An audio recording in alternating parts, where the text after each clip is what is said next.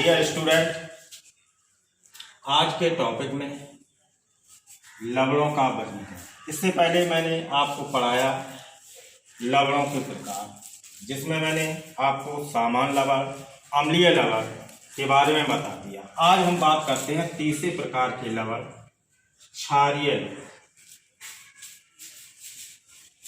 क्षारीय लवण क्या होते हैं? वे लवण जिनमें विस्थापनीय OH नेगेटिव आयन अर्थात हाइड्रोक्साइड आयन होते हैं, वो क्षारीय लवण कहलाते हैं। हम कह सकते हैं वे लवण जिनको हम जल में घोलते हैं, जब वो OH नेगेटिव आयन देते हैं तो वो आपके क्षारीय लवण कहलाते हैं। जैसे Mg OHCl, ZnOHCl,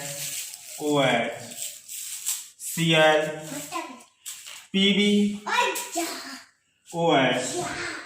NO3 आदि। ये सभी क्या है?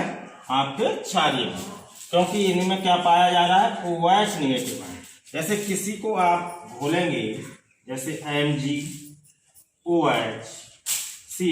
तो ये कैसे टूटेगा? Mg2 positive plus OH negative plus Cl negative, यानी कि इसमें क्या है? विस्थापनीय OH नेगेटिव आयन हाइड्रोक्साइड है, इसलिए ये लवण क्या हुए? आपके क्षारीय लवण। इसके बाद तीसरे प्रकार का लवण है मिश्रित लवण। मिश्रित लवण, कॉम्प्लेक्स साल्ट कहते हैं, कॉम्प्लेक्स साल्ट। मिश्रित लवण क्या होते हैं? वे लवण जिसमें दो या दो से अधिक प्रकार के आयन होते हैं, वो आपके मिश्रित लवण कहलाते हैं। जैसे ब्लीचिंग पाउडर CaOCl।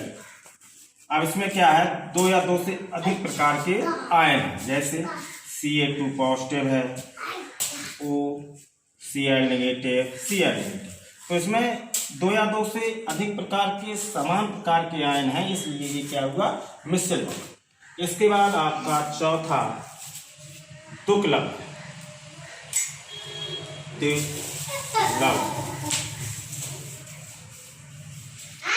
तुक लवण क्या होता है?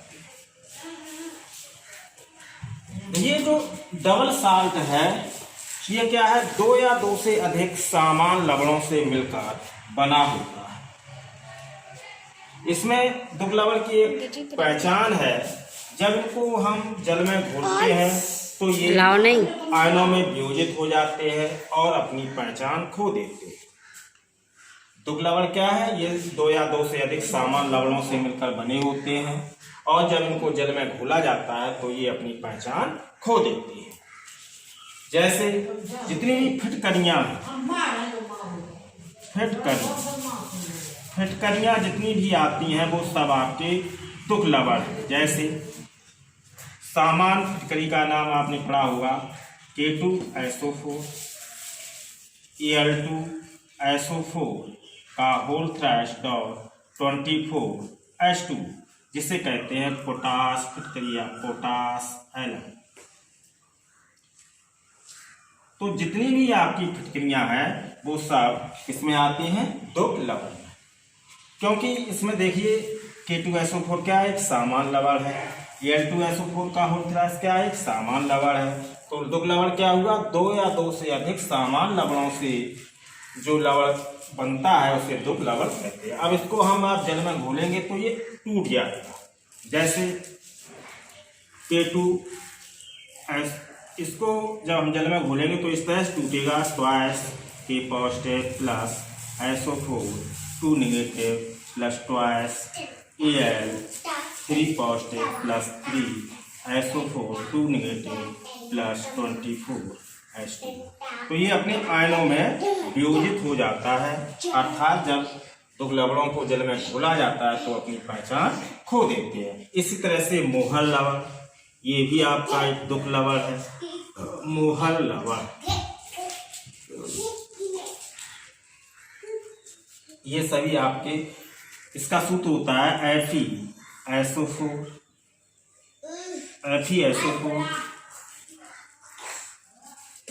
NH4 का whole twice SO4 dot 6H2O। इसको साधारण नाम, इसका रासायनिक नाम होता है फेरस अमोनियम सल्फेट, यानी FeSO4 डॉट NH4 का whole twice SO4 dot 6H2O। ये आपका तुक लवण। एक अंतिम प्रकार का लवण है जिसे हम संकर लवण कहते हैं। तो संकर लवण क्या है? संकर लवण भी सामान्य लवणों से मिलकर बना होता है, लेकिन संकर लवण या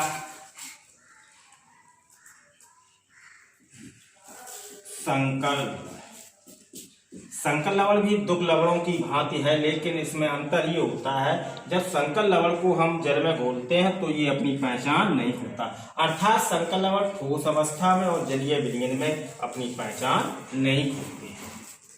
जितने भी आपके उप सहसंयोजी यौगिक हैं वे सब संकर लवण होते हैं, जैसे K4FeCl का होल 6, पोटेशियम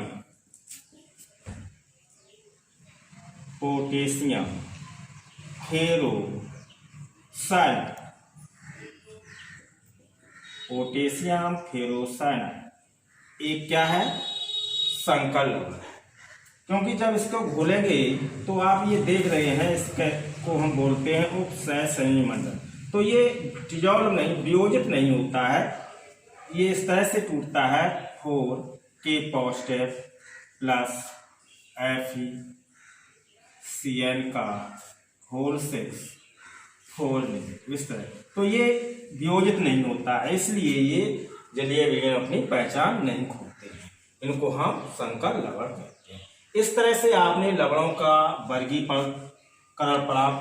लवण आपके 6 प्रकार के होते हैं। एक साधारण लवण, अम्लीय लवण, क्षारीय लवण, मिश्र लवण, दुग्ध लवण और संकर लवण। इस तरह से लवण आपके 6 प्रकार के होते हैं।